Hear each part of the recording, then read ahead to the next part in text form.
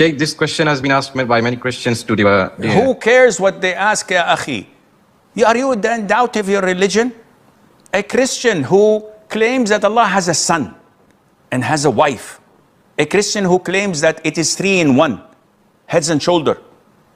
A Christian who claims that God was crucified and was tortured and died for 3 days and 3 nights. When they say about your religion, you don't have any iman to just shrug your shoulders and move on. Be a real Muslim. When dogs bark at you on the streets, would you fall down on your hands and knees and bark back? Of course not, because you're not a dog. So who cares, ya akhi, what they say? Believe in the Quran that you read and memorize, and all the Muslims, 2 billion of them, agree that this is the revelation of Allah, and that it was not changed, not even a single letter for the past 15 centuries, and it is still in the same language that it was revealed in, spoken by not less than 400 million Arabs and non-Arabs, and then they understand what is said.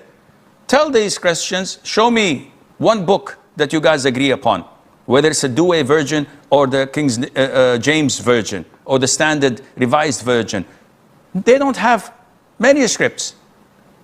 From Aramaic to Hebrew to Latin to English. They don't have an original copy. They don't agree on any copy. What kind of a religion they believe? And then when they say something about your religion that is false proof, your religion that cannot accept anything wrong in it because it's the perfect religion, you come and have your doubts. Come on, ya akhi, yani man up.